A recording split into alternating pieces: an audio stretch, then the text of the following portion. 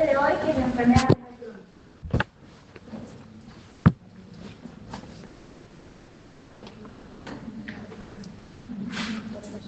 Bueno, como definición, la enfermedad renal crónica es la disminución, o sea, una alteración, ya sea en la función o en la estructura de nuestro riñón, y que tiene que estar presente sí o sí durante un periodo de 3 meses. Es el periodo de corte que lo diferencia el agudo sobre el crónico. Y que es obviamente irreversible y por supuesto que va a tener implicancias para nuestra salud. Entonces, pueden ser dos posibilidades. O que caiga nuestro filtrado glomerular, que vamos a ver qué forma lo utilizamos para calcular esta tasa de filtrado, que tiene que estar por debajo de 60 minutos, o que tenga un marcador de daño renal con un filtrado glomerular que se encuentre conservado. ¿Cuáles son esos marcadores de daño renal? La presencia de proteínas en orina, que se define como hidroxaluria, que tiene que ser de más de 30 miligramos en una orina que juntamos en 24 horas, o más de 30 miligramos en una primera orina de la mañana. ¿Sí? Hay bastante correlación entre ambos métodos. Obviamente que es más fácil juntar una orina pequeñita en la mañana que juntar durante 24 horas de orina. Que tengan anormalidades en el sedimento urinario, por ejemplo, leucocituria, hematuria o hematuria macroscópica. Anormalidades electrolíticas o cumulopativas, que en general son enfermedades congénitas, como las acidosis tubulares, no sé si la han escuchado nombrar, o el síndrome de Bartter, de Schiltmann, que son enfermedades congénitas y que afectan al túbulo renal. O que tenga una anomalía estructural detectada imagenológicamente, por ejemplo, un paciente con polifistosis renal y que conserve su filtrado renal. Bueno, epidemiológicamente, ¿qué es lo importante de la enfermedad renal crónica? Que es como el destino final de un montón de causas, de múltiples patologías. ¿Sí? ¿Y cuál es el problema? Es que solo el 10% de nuestros pacientes que tienen enfermedad renal crónica saben que la tienen, porque son silentes, no tienen ningún síntoma hasta que ya están en etapa avanzada de la enfermedad renal. Tienen una prevalencia del 10%, tienen mucha mortalidad y los años de vida perdida atribuidas a la CKD, la enfermedad renal crónica, ¿sí? Aumentó en el último tiempo y las muertes atribuidas a la enfermedad renal crónica también aumentaron. Bueno, en cuanto a la etiología, la enfermedad renal crónica se puede producir en cualquiera de los compartimentos que tiene nuestro riñón.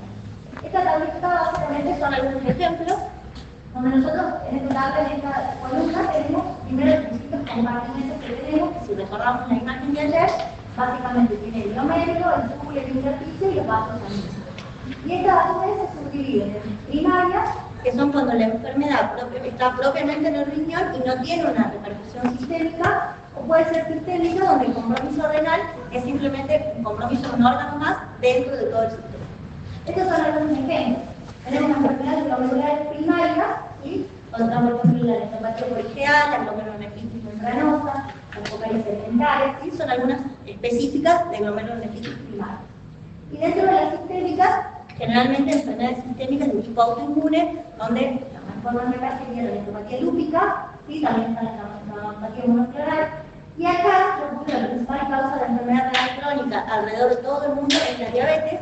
No está puesta en ninguno de estos grupos, porque si bien el daño es sistémico, obviamente, e inicia con el compromiso glomerular, también genera daño de otros sectores. Pero es el prototipo de la enfermedad sistémica que produce enfermedad renal crónica.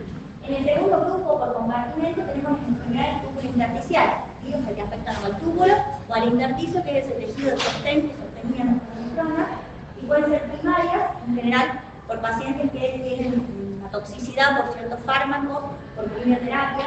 Y si recuerdan ayer en la clase de insuficiencia renal aguda es lo mismo que lo produce, pero esta obviamente está mantenida en el tiempo. Por ejemplo, un paciente que tiene algún cáncer y recibe quimioterapia y uno lo tiene que seguir recibiendo, y eso que en un inicio era agudo, esa nefritis se va manteniendo en crónico. O puede ser sistémica por la presencia de litiasis o obstrucción del tracto urinario, o por ejemplo pielonefritis a repetición. Y luego tenemos una enfermedad del predominio vascular, que puede ser primaria, por ejemplo la displasia muscular, que afecta principalmente a las arterias renales, o puede ser sistémica, como vasculitis sistémica en general, como lo que antes se llamaba granulomatosis de Wegener, que en realidad es una granulomatosis componente de iris, o la esclerodermia, la hipertensión maligna, ¿sí? Que afecta sistémicamente a todos los vasos, y entre ellos incluido el riñón. Y acá tenemos un grupo de congénitas o hereditarias, que son enfermedades con las que uno nace, que básicamente pueden estar o no transmitida por sus padres. Está la polifistosis, la enfermedad de Alport, la enfermedad de Fabry, o algunas enfermedades físicas medulares que son mucho menos frecuentes. O sea, la dividimos por compartimentos y si son primarias o sistémicas. ¿Y esto por qué es importante? Porque cuando nosotros evaluamos a nuestro paciente con enfermedad renal crónica, básicamente tenemos que tener 3 parámetros. Uno es la tasa de filtrado glomerular, ya vamos a ver cómo se calcula, porque eso es lo que justamente nos va a permitir definir si tiene enfermedad renal crónica. Otra es la pérdida de albúmina o de proteínas a través de la orina. Y la causa de la enfermedad renal crónica, que es lo que acabamos de ver. ¿Por qué? Porque no es lo mismo un paciente que ha evolucionado de enfermedad renal crónica por diabetes, ¿sí? Como la diabetes por sí sola es un factor de riesgo súper importante para un montón de otras patologías, a un paciente que tenga enfermedad renal crónica, por ejemplo, por neuropatía obstructiva, ¿sí? O sea, la causa por sí sola también puede ser un factor de riesgo para otras patologías, ¿sí? Bueno, acá tenemos cómo evaluamos nosotros el filtrado glomerular. El filtrado es estimado, nunca se sabe. ¿Qué utilizamos nosotros para calcular el filtrado glomerular? La creatinina. La creatinina, como les decía ayer, es una sustancia que se produce a partir del músculo, ¿sí? Que se filtra completamente en nuestro riñón, entonces nos mide cuánto funciona nuestro riñón. Pero tiene una mínima secreción tubular, digamos, de creatinina, por lo tanto no es tan exacto, pero es lo que tenemos. Si yo utilizara marcadores directos, o sea que son exógenos, yo le pongo una sustancia en nuestro cuerpo que no se modifica en absoluto en nuestro cuerpo y se elimina, se filtra completamente y se elimina completamente, sería la sustancia ideal, pero es muy engorroso de hacerlo, ¿sí? Entonces nuestro gol estándar para utilizar es la creatina, ¿sí? ¿Y qué hacemos con la creatina? Tenemos que calcular cuánto es la tasa de filtrado. Esa tasa de filtrado va a ser la sangre o el plasma que va a pasar, que va a filtrar en nuestro riñón en una unidad de tiempo determinada, que normalmente es 120 mililitros minuto. Eso es lo habitual de tasa de filtración. Entonces, nosotros tenemos la creatinina y vamos a usar una fórmula que se llama CKDX, que es esta que está ahí. A lo largo del tiempo hubo un montón de fórmulas para calcular la tasa de filtrado glomerular, pero algunas sobreestimaban el filtrado, se daba de más, otras lo subestimaban. Esta es la que se usa en la actualidad, que es la fórmula de CKDX, esta es la fórmula original, pero obviamente tenemos todas las aplicaciones para calcularla a través del celular o de la computadora, donde los únicos datos que tenemos que tener nosotros, la edad del paciente, el sexo y la creatinina. Entonces yo pongo esos datos y me sale la tasa de filtrado glomerular. Y eso a mí me va a permitir clasificarlo en distintos estadios. Como les decía recién yo, la creatinina como marcador de filtrado glomerular, van a haber factores que no están relacionados con la función de nuestro riñón, pero que pueden alterar la creatinina, ¿sí? Acá puse algunos ejemplos. Yo siempre pongo el ejemplo, no es lo mismo la creatinina que tiene un deportista de 18 años que mide 2 metros, a la creatinina que tiene una abuelita de 80 que está desnutrida y que tiene mucha menos masa muscular. O un paciente que está amputado bilateral, que tiene mucho menos creatinina y uno dice que tiene bien la función renal, pero en realidad tiene menos creatinina porque tiene menos masa muscular para producirlo, ¿sí? Entonces estos factores que no dependen de la función renal pueden alterar la creatinina. Por ejemplo, la edad, porque disminuye con la edad la producción de creatinina, el sexo en un hombre porque tiene más masa muscular, en general tiene más creatinina, igual que la masa muscular, las dietas que son hiperproteicas, el estado de hidratación, en realidad cuando uno hemoconcentra o hemodiluye, por ejemplo en el embarazo, la creatina. Y entonces son factores que pueden influir en ese valor sin ser en realidad un trastorno de la función renal. Y en este caso, ahora se puede utilizar algo que se llama cistatina C, que en realidad es una molécula que la producen todas las células que tienen núcleo de nuestro cuerpo. Entonces no depende de la masa muscular, no depende de nada como la creatina, probablemente es mucho más caro. Y uno puede calcular la tasa de filtrado con la cistatina. En este caso, para estos pacientes sería lo ideal de usar la cistatina. ¿Bien? El otro puntito que teníamos en el paciente de cómo evaluar a un paciente con enfermedad renal crónica es evaluar la pérdida de proteínas. ¿Sí?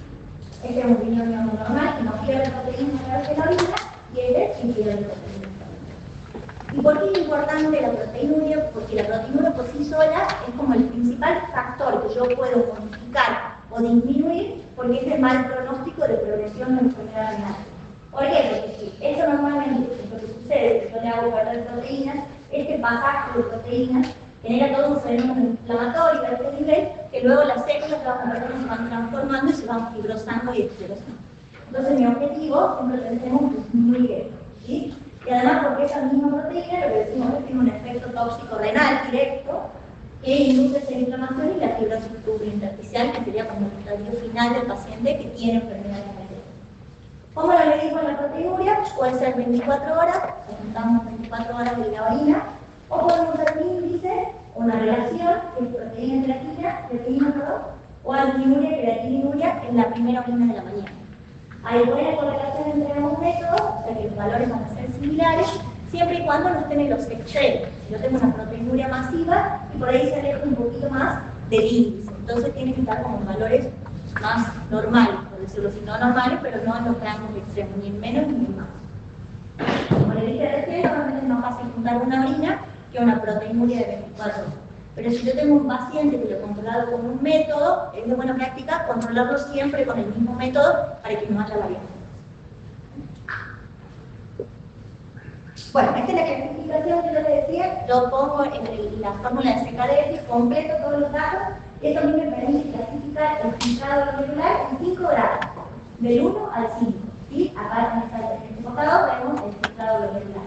Pero si recuerdo la primera diapositiva, yo les decía que el paciente que tiene enfermedad renal crónica es el que tiene un filtrado menor a 60. O sea que de grado 3, 4 y 5 son los que tienen enfermedad renal crónica. Y estos pueden tenerlo, pero tienen que tener un trastorno de la estructura, el sedimento, la proteinuria y demás. ¿Sí? O sea, por filtrado, 3, 4 y 5, y puede tener un filtrado glomerular normal, pero que tenga una alteración estructural. ¿Sí? ¿Se entiende esa diferencia? Acá hay una imagen del paciente que tiene enfermedad renal crónica, cómo va progresando. Este es un riñón normal, y mientras nosotros vamos perdiendo función renal y filtrado glomerular, nuestras células normales y habituales se van reemplazando por tejido fibrótico, y el riñón va tomando una forma mucho más pequeñita, como que si se achicharrara, se hace pequeñito, y miren cómo acá está súper lobulado, empieza a perder la diferencia entre la corteza y la médula que se ve en un riñón normal. ¿Sí? Entonces esto es una imagen de un riñón de enfermedad renal crónica que no se aplica a todos los pacientes con enfermedad renal crónica, porque hay algunos, como la policitosis renal, la amiloidosis o la nefropatía diabética, que tienen riñones de tamaño normal o agrandados. Esta es la forma de clasificar la presencia de albuminuria, ¿sí? Entonces, en grados, como recién, la clasificación de unificada. Y esa que se utiliza la letra A1, A2 y 3 para ver albuminuria, que se aplica con la muestra única de orina. Entonces, tenemos A1 que es menos de 30 miligramos gramos, A2 es entre 30 y 300, y A3 es mayor a 300 miligramos. Entonces, eso nos va a permitir, ya vamos a ver una tablita de progresión. El paciente que menor filtrado tiene y más presencia de albúmina, de proteínas en la orina, mayor riesgo tiene de progresar a la enfermedad renal y de tener otra patología. Entonces, el estadio de la enfermedad renal crónica lo vamos a empezar combinando las dos cosas. ¿Sí? El grado según filtrado y la albúmina según A. ¿Sí? Y eso para estimar el riesgo que tenemos renal, cardiovascular y definir quién lo sigue. Si el paciente puede seguir tratándose en la atención primaria de la salud o tienen que llevar un nefrólogo. ¿Sí? Te sirve mucho en la atención primaria para ver qué conducta tomar. Bueno, esta es la imagen más fisiológica que me gusta a mí, que son los mecanismos por los cuales nosotros regulamos nuestro filtrado glomerular. O sea, qué factores tiene nuestro riñón para regular esa tasa de filtrado. El primer mecanismo se llama mecanismo miogénico. Y nosotros acá tenemos la arteria lateral, que es lo que lleva la sangre a nuestro riñón. Acá tenemos el glomérulo y la cápsula de Bowman, a partir de la cual yo voy a ultrafiltrar ese plasma de esa sangre que va a pasar a través del glomérulo. Esta es una situación fisiológica. Si yo aumento el volumen, digamos, del flujo plasmático renal, esto lógicamente va a venir por acá y va a aumentar la presión intraglomerular, que va a aumentar como el ultrafiltrado de nuestra sangre. Entonces acá esta arteria lateral sensa que hay un aumento de la presión y produce vasoconstricción. Es como una compuertita que yo la cierro, como acá, para evitar que yo tenga hipertensión glomerular. Porque la hipertensión glomerular y la pérdida de proteína es el principal factor de progresión del paciente que tiene enfermedad renal crónica. Entonces eso es lo normal. El mecanismo miogénico dice, esa compuertita yo la cierro para no recibir tanta presión. El problema de los pacientes que tienen enfermedad renal crónica es que van perdiendo estos mecanismos fisiológicos. ¿Sí? Y luego tenemos el feedback glomérulo tubular, que básicamente acá nosotros tenemos nuestra nefrona. La arteria lateral que lleva la sangre, y glomérulo, todos los túbulos, digamos, que llevan la orina hacia el periódico. ¿Sí? Y la arteria lateral es por donde sale. ¿Bien? Y este cuadradito acá lo hicimos blanco, ¿verdad? Entonces tenemos un paciente en el cual yo aumento el flujo plasmático ácido renal, de la misma manera que hemos visto arriba, eso va a aumentar la presión hidrostática acá en el glomérulo, y si yo aumento la presión hidrostática, esto va a aumentar el ultrafiltrado acá, porque estamos presionando un montón, entonces sale un montón de cloruro de sodio hacia el túbulo. Este cloruro de sodio va a viajar por acá, va a viajar todo por el túbulo, y va a llegar a esta porción, que es la parte extraglomerular, donde tenemos el túbulo contorneado distal. Ese túbulo tiene una celulita especializada componente que se llama mácula venosa. Entonces, si yo aumento la presión acá, el sodio va viaja por acá, y llega acá, esta celulita de la mácula densa la sensa, y dice, nuestro riñón está recibiendo un montón de sodio, un montón de presión, la hipertenso, entonces, ¿qué es lo que hacen? Envían factores, son vasoconstrictores, que lo que hacen es lo mismo, disminuir, digamos, cerrar la compuertita de la arteria del cerebro, y así se protege. Entonces, estos dos mecanismos se pierden en el paciente con enfermedad renal crónica, y los fármacos que nosotros utilizamos para entorpecer esa progresión, lo que intentan es hacer esto, de establecer ese feedback que me permite a mí tener mucho sodio acá y cerrar esa compuertita y evitar esa hipertensión glomerular. ¿Se entiende? Bueno, esta imagen muestra los factores de riesgo por lo cual yo inicio mi enfermedad renal y por lo cual progreso. Lógicamente, la mayoría de los inicios son los que digamos, evolucionan la progresión. Los no modificables son sobre lo que nosotros obviamente no podemos hacer nada, la edad, el sexo, la raza negra y el bajo peso al nacer, porque en general está relacionado con la disminución de la masa renal. Lo que yo puedo modificar o lo que yo puedo tratar, y eso es lo que tengo que hacer en mucho hincapié, la hipertensión, la diabetes, la obesidad, la dislipemia, el tabaquismo, el aumento del ácido úrico y la hipoglucemia. Entonces, son factores de riesgo de enfermedad renal crónica, sí son los que lo inician, pero también son los que lo hacen progresar. Por eso dos mecanismos que dijimos recién, porque producen hiperfiltración, porque aumenta esa presión de filtración glomerular, y porque producen pérdida de proteínas. ¿Sí? Entonces eso va a hacer que la enfermedad renal inicie pero vaya progresando. Entonces yo cuando vea tratamiento, voy a actuar sobre esto que yo puedo modificar y sobre esto, porque como este paciente haya iniciado con enfermedad renal crónica, yo tengo que frenar esa progresión. ¿Sí?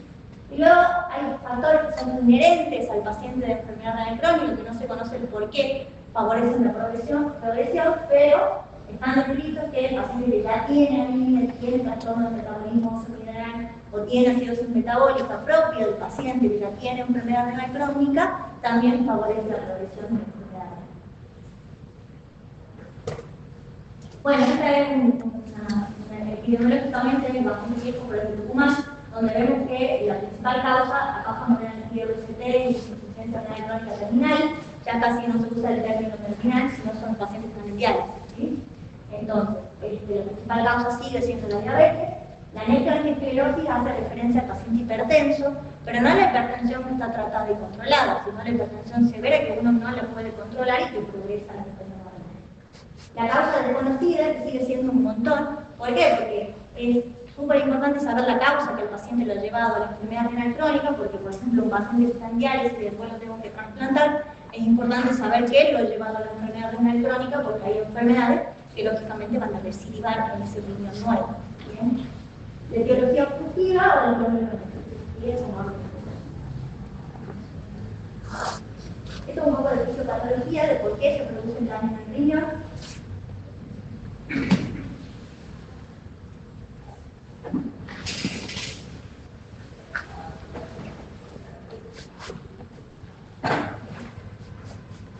Bueno, si nosotros tenemos un daño renal de cualquiera de las causas que dijimos, sea glomerular, sea tubulointersticial, sea vascular, cualquier causa, si yo tengo ese daño renal, lógicamente voy a perder masa renal. ¿Sí? O sea, hay nefrones que se van a ir muriendo. ¿Sí? Si yo pierdo masa renal, las que funcionan bien se van a poner hipertensas, porque van a empezar a hiperfiltrar para compensar la falta de esas que se han perdido. Esa hipertensión glomerular, ¿qué va a hacer? Yo aumento la presión en un vaso sanguíneo, va a aumentar la permeabilidad a ciertas macromoléculas, que cuáles son básicamente las proteínas. Entonces van a empezar a filtrarse proteínas por aumento de la presión y van a generar proteínas. Si yo a un paciente que normalmente no filtra proteínas, y este paciente filtra, el cuerpo va a intentar reabsorberlo, va a pasar todo el glomérulo, va a llegar al túbulo contorneado proximal y eso lo va a intentar reabsorber. Entonces va a ser un trabajo que él normalmente no hace. Entonces, si yo le genero ese aumento de la reabsorción, ese mecanismo genera todo un fenómeno inflamatorio, porque está intentando reabsorber eso que se está perdiendo un poquito más arriba, y eso va a lograr todas las sustancias vasoactivas e inflamatorias, y va a hacer que las células normales se transformen en fibroblastos, que proliferen y que lleven el esclerosis renal. Por otra parte, cuando uno pierde masa renal, hay una activación renal de angiotensina 2, que como sabemos es profibrótica, que también aumenta las células de colágeno tipo 2 y lleva una esclerosis renal. Entonces, todos los que figuran en la fichecita, que es lo que vuelvo a repetir, nosotros para evitar la progresión, para evitar tu daño renal, tenemos que encontrar esta hipertensión glomerular y esa hipertensión. Una vez que ya estamos más abajo, ya no podemos salir revertible. Entonces acá donde nosotros tenemos que enlentecer esa progresión. Bueno, esta es la célula normal del túbulo, ¿sí? Donde nosotros tenemos acá las células tubulares, que se le ven pequeñitas, tiene los capilares, que se le ven las luces capilares que están completamente visibles, y algunas células fibroblastas, ¿sí? Cuando el paciente tiene enfermedad renal crónica, el destino final, digamos, común de todas las patologías, que el paciente ya tenga una atrofia tubular, y definitivamente se vuelven células, que conectan, los capilares, está todo enterado, donde se ve la luz, y todas las células se han ido reemplazando por tejido fibrolar. Entonces, esa sería la fibrosis tubulointersticial y la atrofia tubular como el destino final de la célula de la enfermedad renal. Pero, si bien ese es el prototipo, por ejemplo, el paciente que tiene enfermedad renal crónica, que bueno, no sé si debe leer, pero bueno, el paciente tiene acidosis, hiperactivación del sistema de renina y aldosterona, factores inflamatorios, porque es un fenómeno inflamatorio crónico, ¿sí? Eso va a evidentemente que endotelina, que en realidad afecta a todas las células de nuestro riñón. A los vasos sanguíneos produce obviamente hipertrofia de las células del vaso, a nivel de los podocitos, que es esa barrera, digamos, que tiene nuestro riñón para evitar la pérdida de proteínas, se empiezan a perder, hay una exfoliación de esos podocitos, no se pierde más. A nivel del túbulo, es esa nefritis, digamos, túbulo intersticial que les acabo de mostrar. A nivel del mesánico también produce proliferación y la presencia de células inflamatorias.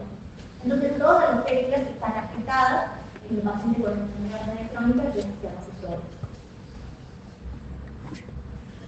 Bueno, ¿cómo evaluamos nosotros a nuestro paciente que tiene enfermedad renal crónica? ¿Sí? La historia clínica completa que aplica para cualquier patología, examen físico.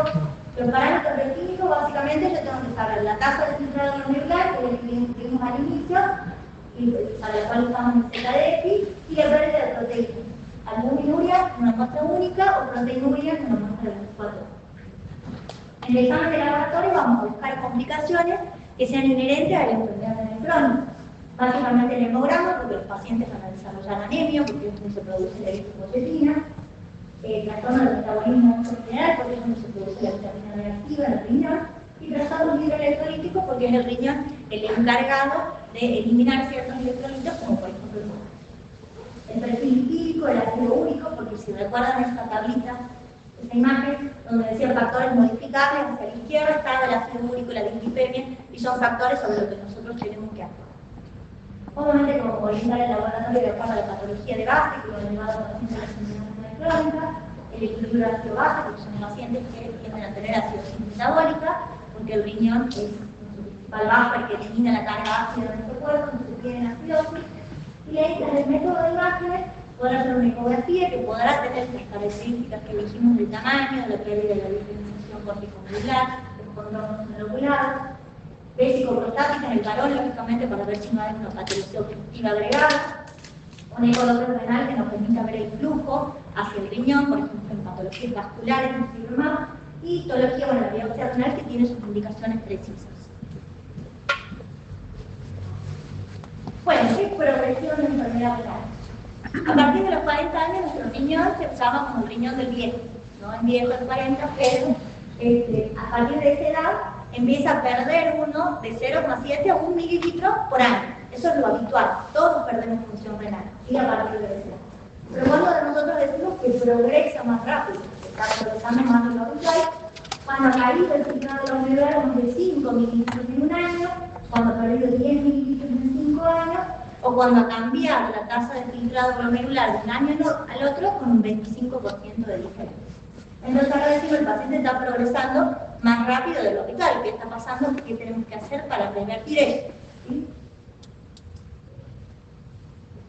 Este es el cuadrito que evalúa la tabla de progresión de acuerdo a los niveles de la categoría de enfermedad renal crónica, de acuerdo al grado, ¿sí? Que el filtrado de 90 menos de 15, y la combina con la presencia de la albuminuria en una mancha única. ¿Sí? Entonces, acá lo que nosotros podemos ver.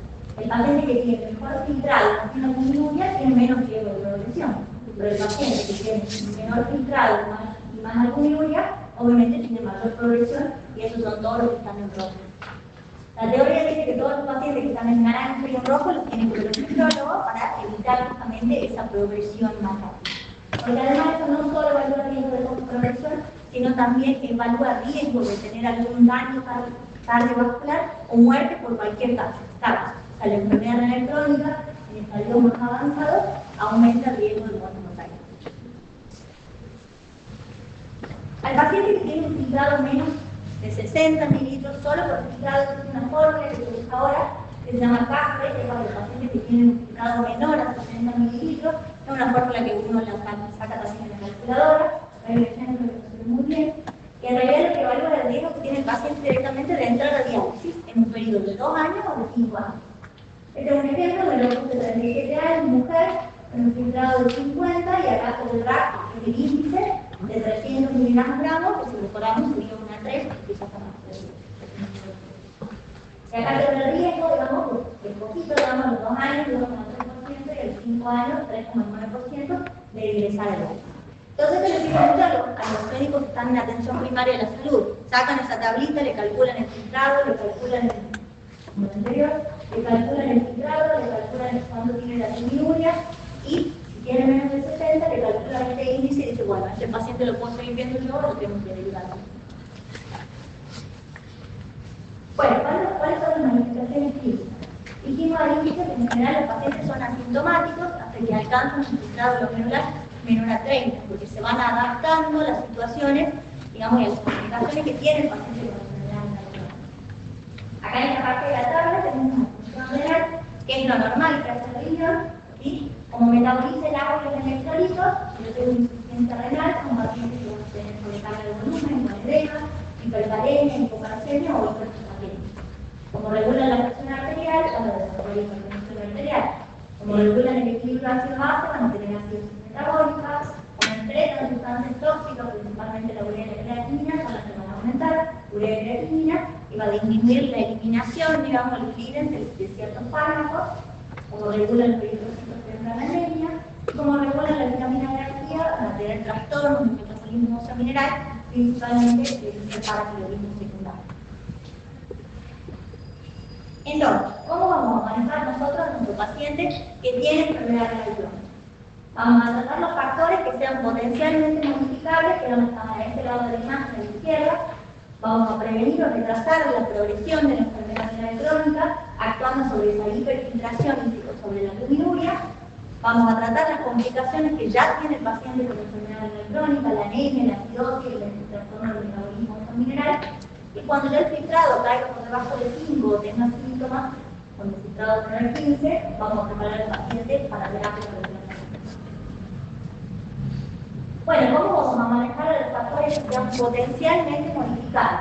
Manejaremos la presión arterial, manejaremos la diabetes, la dislipemia, con un objetivo de LDL menor a 70 por el alto riesgo cardiovascular que tienen estos pacientes. Vamos a prevenir eventos trombóticos en pacientes con enfermedad cardiovascular como la aspirina, y vamos a manejar la hiperglicemia porque los pacientes tienen mucho aumento del ácido úrico y que se ha visto que favorece la progresión de la enfermedad renal, por lo tanto se puede tratar con allopurinol después del filtrado o si no con febuglifosfato. Y en cuanto al manejo de la progresión de la enfermedad renal crónica, ¿qué fármacos son los que nosotros llamamos renoprotectores? ¿Sí? El objetivo como dijimos nosotros, es disminuir la hiperfiltración y la proteína.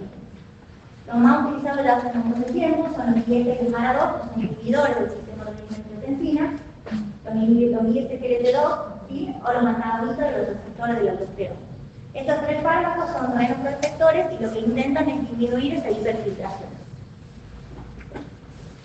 tenemos los IECA y los ARA2, que son el primer escalón terapéutico que tenemos en un paciente con enfermedad renal crónica, proteinúrica, que puede ser hipertenso, diabético o no.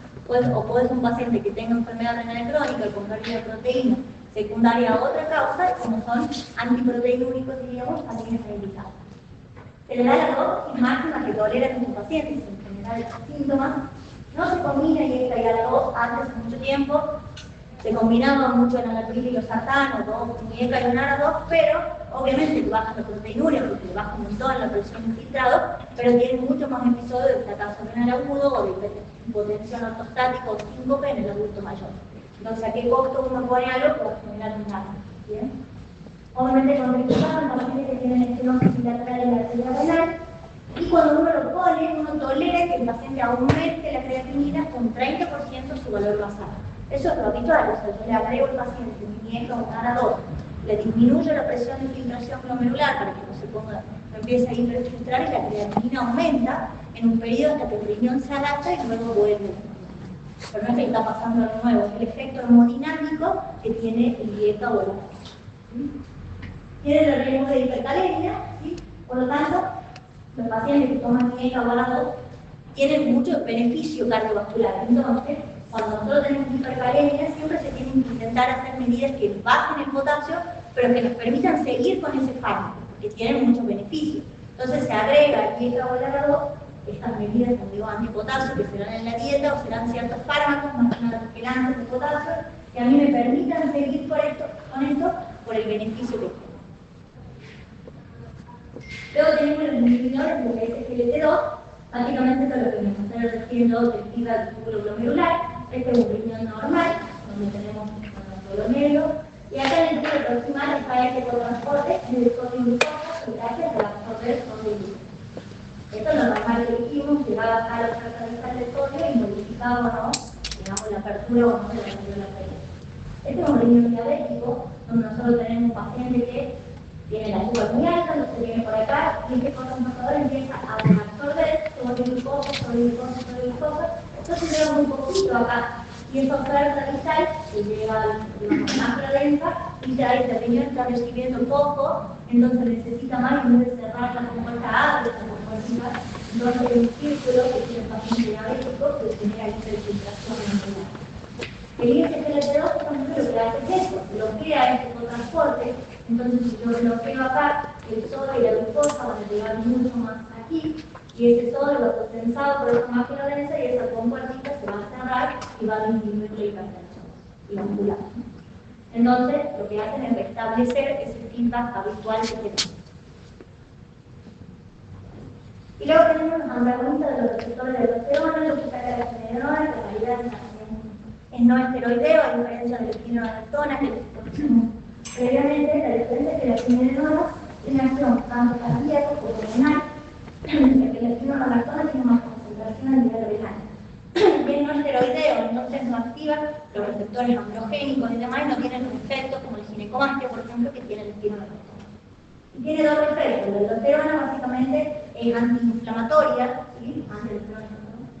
Antiinflamatoria y antifibrótica, y por otro lado tiene una acción homeostática, porque la aldosterona actúa en el túbulo vital y genera obviamente enatureza, o sea, eliminación de sodio, retención de potasio, y obviamente que la contraindicación o el efecto adverso secundario principal de estos pacientes es la hipercalemia.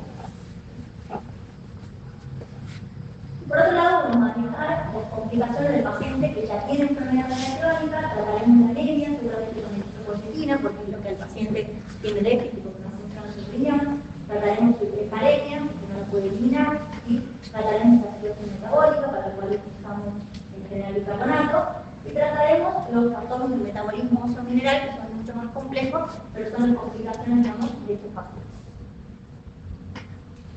Y hay que tener en cuenta que nosotros, el paciente que tiene enfermedad renal crónica, además tenemos que evitarle que aparezcan otros factores o situaciones que hagan que el paciente haga una falta renal aguda sobre ese paciente que ya ha tenido un daño crónico.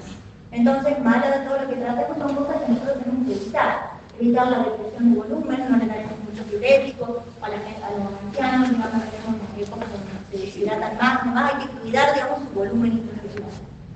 evitar, digamos, la obstrucción, entonces en un adulto mayor, a pedir la ecografía de próstata para ver que no se le agrega algo obstructivo, si está sondado, asegurarnos, por ejemplo, que no se infecte, cambiarlo con ciertas frecuencias, y son cosas que pueden hacer como sobre un daño crónico, un nuevo fracaso renal, ¿sí? Ciertos agentes que son tóxicos, como los contrastes, como el no, o los preparados para la colonoscopía, como por ejemplo el Barex, ¿sí? Que también nos deshidrata un montón y es súper hipertenso. Y algunos fármacos que hay que ajustar, los antiinflamatorios, los aminoglucósidos y demás, que se van ajustando de acuerdo al filtrado que tengan nuestros pacientes. Por otro lado, estas son medidas generales que son para todos los pacientes, con todos los ácidos tóxicos, con el tabaco, con el droga, el ejercicio físico, la dieta para controlar el sobrepeso y prevenir enfermedades nutricionales. El estado de hidratación, obviamente que el flujo urinario es seguido de 2 litros, pero no va a ser aplicable a un paciente que tiene sobrecarga de volumen, a ese se le está aplicando. ¿Sí? Y en cuanto al manejo dietético específico, las proteínas, estos limitados, 0,8-0,9 gramos por kilo día, un sodio urinario, una cantidad de sodio por día de 3,5 a 5 gramos por día. ¿Sí? Y después ajustaremos la cantidad de fósforo que necesita, el potasio que necesita, como lógicamente lo eliminan mucho menos, le tendré que dar una dieta que sea pobre y estas son las reglas de oro de la enfermedad crónica, que son muchos años, siempre damos a ayudar a los pacientes, pero es algo que lo tienen que tener en cuenta. Conservar una dieta saludable, reducir el azúcar en la sangre, reducir el ejercicio físico, controlar la presión arterial, mantenerse activo y un peso adecuado, reducir el consumo de sal, consumir 2 litros de agua diariamente y no fumar. Son como factores tips que ustedes le dan a los pacientes, digamos, para prevenir esa progresión tan rápida y disminuir esa curva de progresión. Bueno, vamos a un caso clínico de acuerdo con el visto.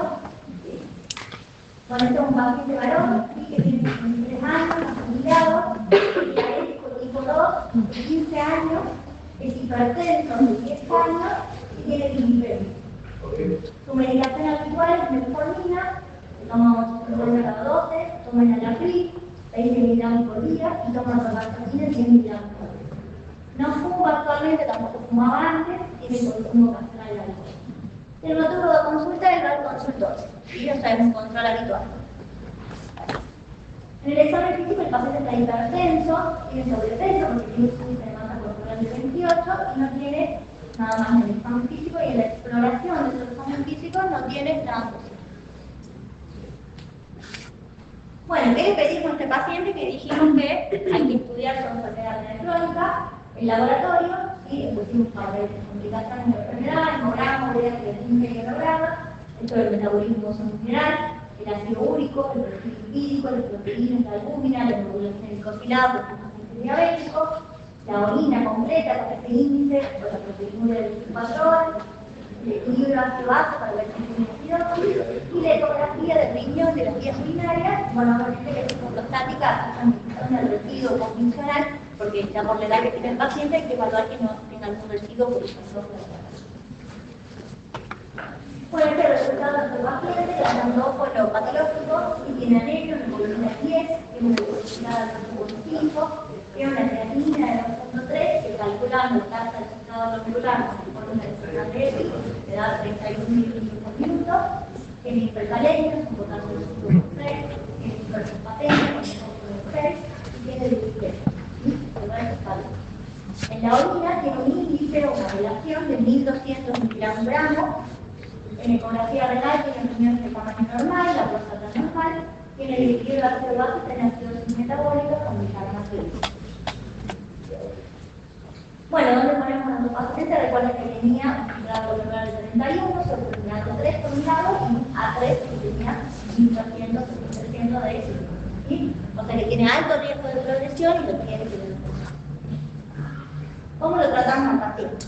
Por un lado, los factores de riesgo modificables, ¿sí? O sea, en un paciente hipertenso que tomaba enalapril, le agregaremos algún fármaco a ese IECA, será una antiacida o algo según el escalón de hipertensión. Y para la diabetes, el paciente tomaba metformina, en la primera línea de la metformina también están los diacetileterosos, porque fuera del sodio eliminan glucosa, ¿sí? Entonces, es para el paciente diabético y el no diabético. Entonces acá le hemos agregado una CGLT2, para la dislipidemia le aumentaremos la dosis de estatina y evaluaremos a ver si mejora. ¿Cómo tratamos su progresión? El paciente ya lo tenía, ¿sí? El SGLT2 lo agregamos de todas maneras por la diabetes, y le agregamos el SGLT2 y agregamos un antialdosterónico que tiene un filtrado de 31, en general están contraindicados por debajo del 30 por el riesgo que tienen de hipercalemia. Y luego trataremos las complicaciones inherentes a las enfermedades crónicas, trataremos anemia, politrombosina, acidosis metabólica. La idea es usar bicarbonato y que el bicarbonato objetivo en el paciente renal crónico llegar a 20. Y por otro lado trataremos la hipercalemia y la hiperfosfatemia con restricción en la dieta, o sea, una dieta pobre en los electrolitos, y luego evaluaremos si necesita algún quelante o algún captor de estas sustancias para evitar coma.